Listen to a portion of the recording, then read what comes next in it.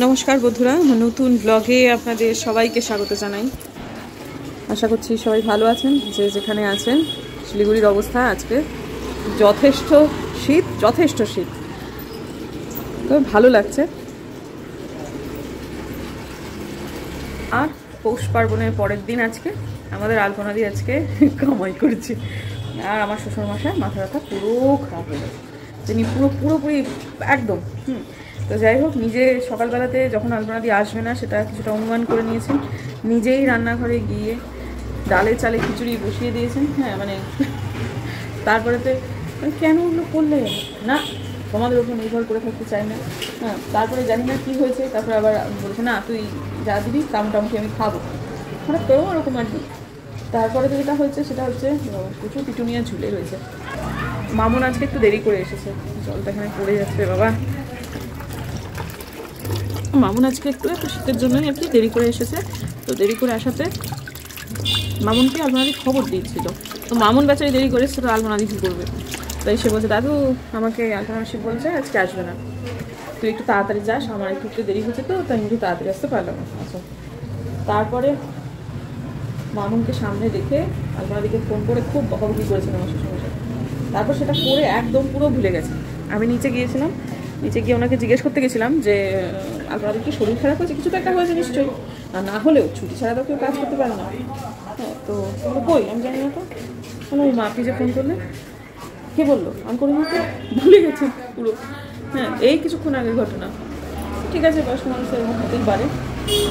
তো আমাদের মিনামাসি এসেছে, মিনামাসিও কাল পরশু দুদিন ছুটি নেবে। মিনামাসির মেয়ে নাতনি হয়েছিল, সেই মেয়ে এতদিন বাড়িতে ছিল, এখন মিনামাসির নাতনি আর মেয়েকে রাখতে মিনামাসি যাবে জলপাইগুড়ি।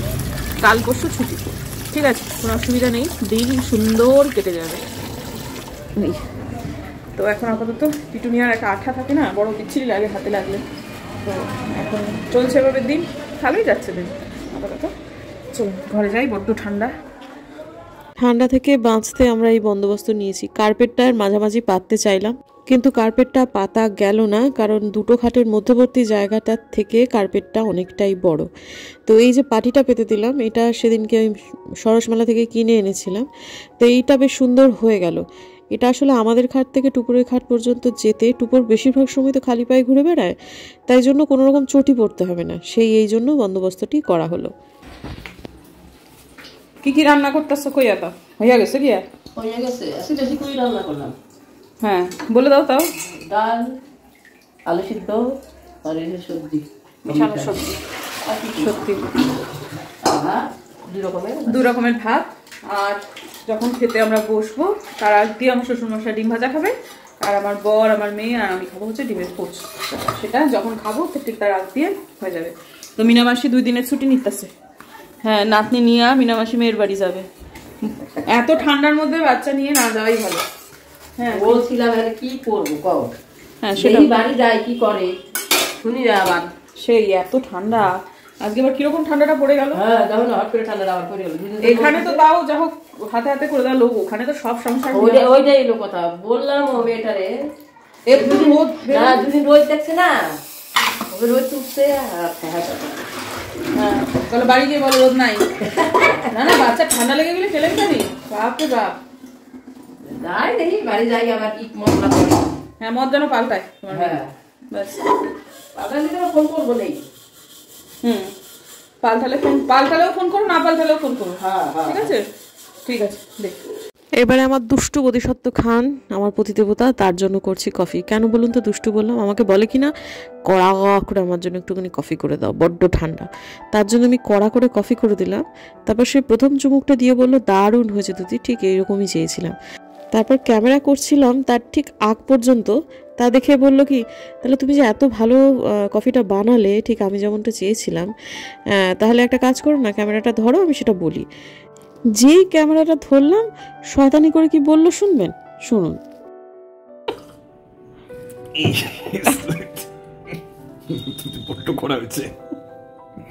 অভিনয়ে ভদ্রলোককে অস্কার দিতে হয়, সত্যি কথা।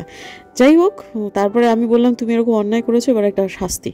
আমি চেয়ার নিয়ে খুলবো ভেবেছিলাম, কিন্তু উনি আমার সাথে দুষ্টুমি করেছেন, তাই এই শাস্তিটা তার প্রাপ্য।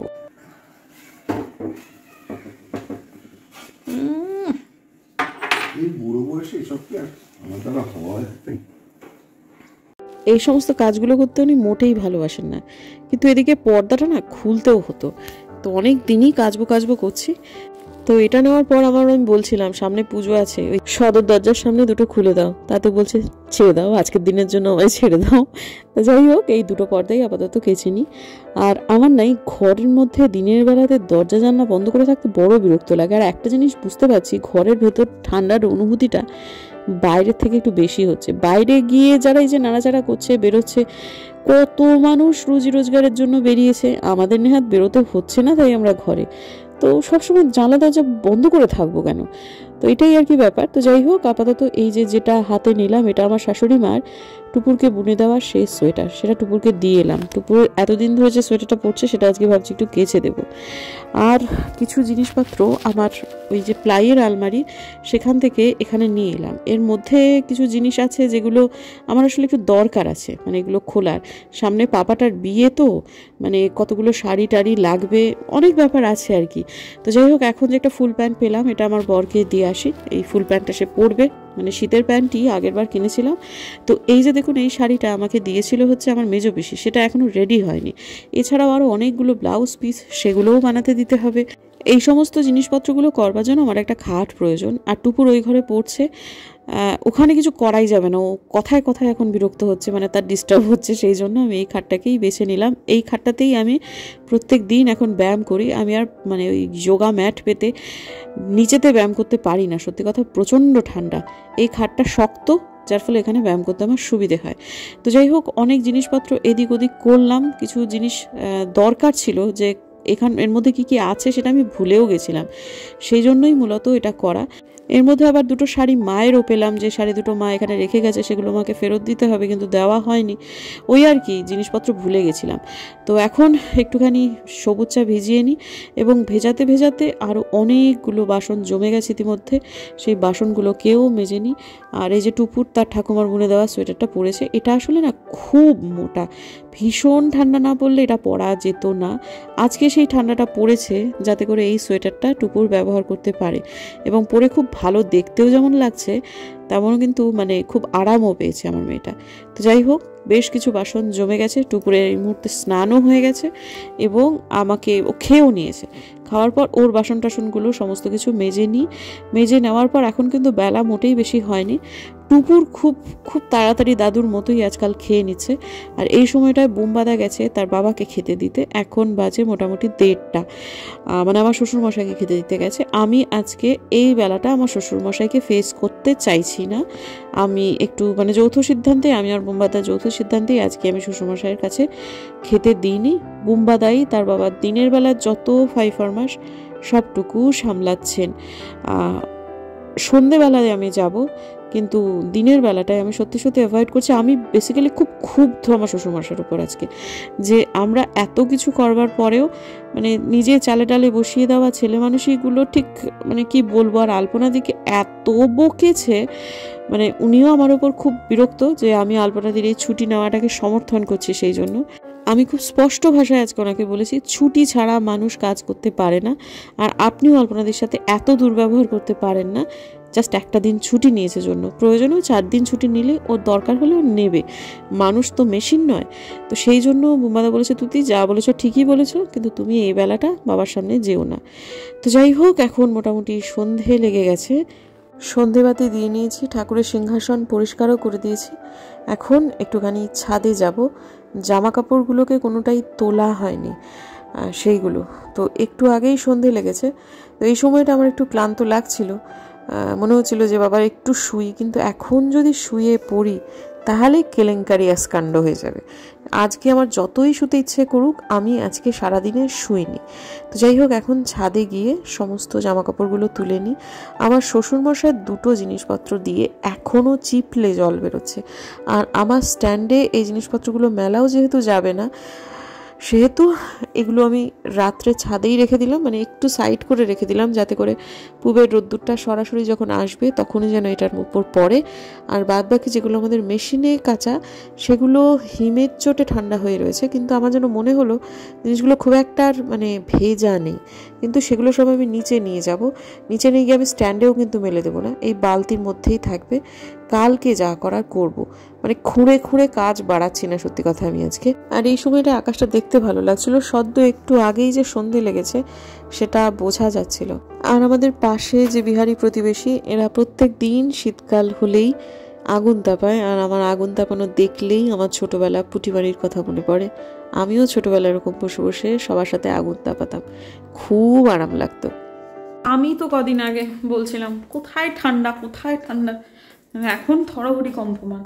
আর কাজে দিদিরা না আসাতে কাজগুলো যেহেতু করতে হচ্ছে সেটা আরো বেশি করে ঠান্ডা লাগছে সত্যি কথা। জল ছাড়া কোনো কাজই নেই ছাতার মাথা, আমি জলের কাজ করতে গিয়ে একদম হালত গম্ভীর হয়ে যায়। ঠিক আছে, কি আর করা যাবে, 2 দিন কেটে যাবে। আজকে সারাদিনেতে আমি 1 কিলোমিটারও হাঁটতে পারিনি, মানে ঘড়ি পরে। এখন প্রায় 8টা বাজতে যায়, এখন আমি হাঁটবো, এখন এতক্ষণ পরে। তবে হাঁটবো যখন 3 কিলোমিটার একবারে হাঁটবো। আজকে আমার আর জামা খুলে মানে যোগব্যায়ামে জামা পরার মানে এত ঠান্ডা যে আমি আর জামা ছাড়তে পারছি না, সরি। সেজন্য দেখি 3 কিলোমিটার একবারে হাঁটি, যদি আরেকটু এনার্জি বাকি থাকে 1 কিলোমিটার হাঁটবো, কিন্তু জামা ছাড়া যাবে না, আজকে বড্ড ঠান্ডা।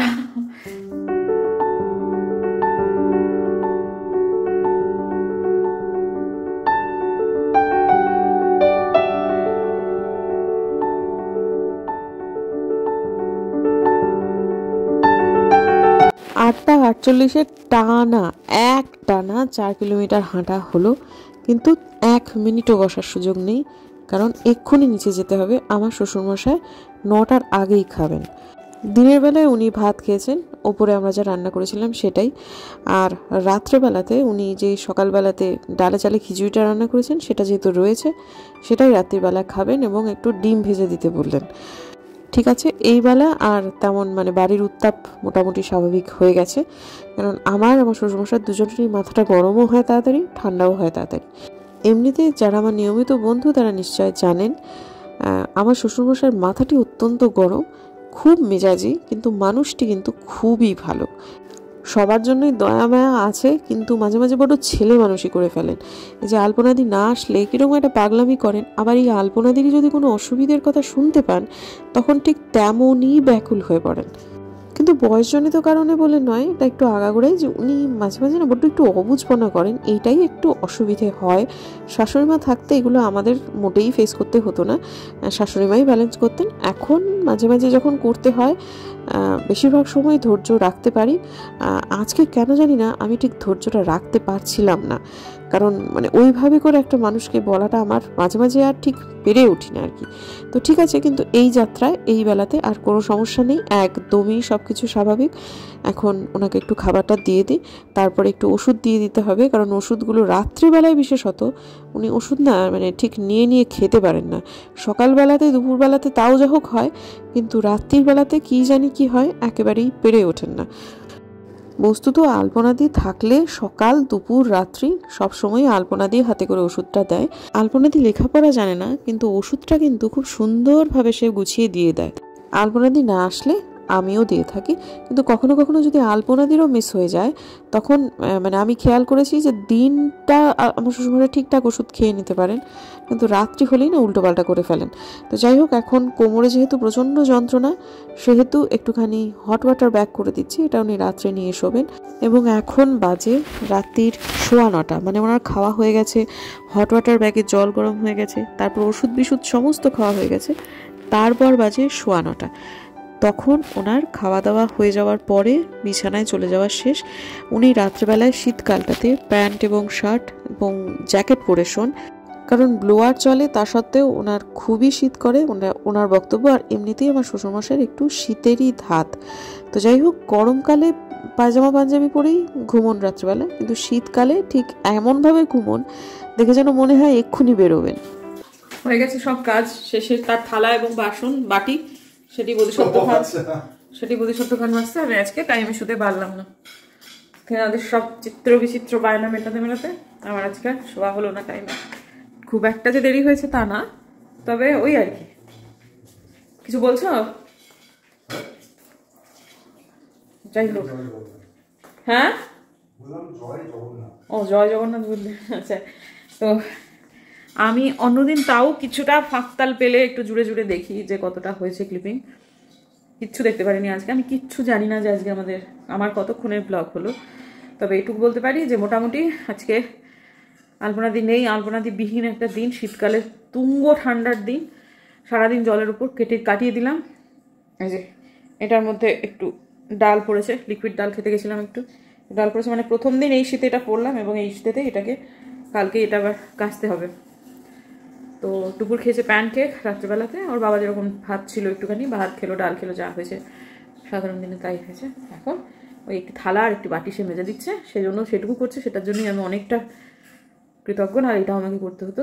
এভাবে হাত তুলে আর থাকতে পারছি না, তাড়াতাড়ি করে ব্লগটা এন্ড করি। আমার মায়ের সাথে একটু আগে কথা হলো, মা একেবারে ঠান্ডায় ভীষণ কাবু, কিন্তু মায়ের সহযোগের অনুষ্ঠান শনিবার দিন, এবং মাকে আমি বারবার বলছি মা এত ঠান্ডায় ওখানে থাকতে হবে না, তুমি এসো। না না, তোর মেয়ের পরীক্ষা, আমি যাবো না, তুই আমাকে নিয়ে ব্যতিব্যস্ত হোস না, আমি ঠিক আছি, আমি মমিনাকে নিয়ে এর মধ্যে ভালোই আছি, ইত্যাদি ইত্যাদি অনেক কথা। এত ঠান্ডা যে মার এখানে আসলেই ভালো হতো, কিন্তু আসবে না, আর কি বলবো, জবরদস্তি আনাও যাবে না। ঠিক আছে, যে যেখানে আছে ভালো থাকুক, এই আর কি। ঠিক আছে, দেখা হচ্ছে কালকে একটা নতুন ব্লগে। আমার ভিডিও যদি ভালো লাগে বা আমার ব্লগ যদি ভালো লাগে তাহলে প্লিজ সাবস্ক্রাইব করবেন, পাশে নোটিফিকেশন বেলটা অন করবেন, যাতে ভিডিও দিলেই নোটিফিকেশন চলে যায় আপনাদের কাছে। দেখা হচ্ছে আগামীকাল, ততক্ষণের জন্য টাটা।